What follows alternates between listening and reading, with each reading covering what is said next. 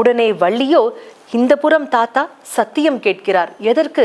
இவரை திருமணம் செய்து கொள்வதற்கு. மறுபுறம் இங்கிருந்து செல்லலாம் என்று பார்த்தால் மிகப்பெரிய யானை மிரட்டும் விதத்தில் அங்கே நின்று கொண்டிருக்கிறது. இங்கே தாத்தா, அங்கே யானை.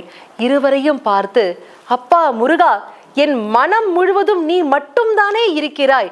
இந்த உடலும் உயிரும் இந்த பிறவியும் உனக்கானதுதான் என்று நினைத்து நான் வாழ்ந்து கொண்டிருக்கிறேனே என் அப்பா கந்த பெருமானே, உன்னை தவிர வேறு ஒருவரை எவ்வாறு என்னால் கரம் பிடிக்க முடியும் என்று அழுது புலம்பி அங்கே மயங்கி விழுந்தாளாம். சிறிது நேரம் கழித்து அங்கே தாத்தாவாக இருந்த அந்த முருகப்பெருமான் தனது அற்புதமான அழகான திருமேனியுடன் முருகனாய் வேலுடன் வீற்றிருந்து வள்ளியை எழுப்பி, வள்ளி, வேடனாய் வேங்கையாய் விருத்தனாய் வந்தது யாமே, உன்னை திருமணம் செய்து கொள்வே யான் இங்கே வந்தோம் என்று உரைத்து வள்ளியுடன் அழகுற முருகனாய் காட்சியளித்தாராம்.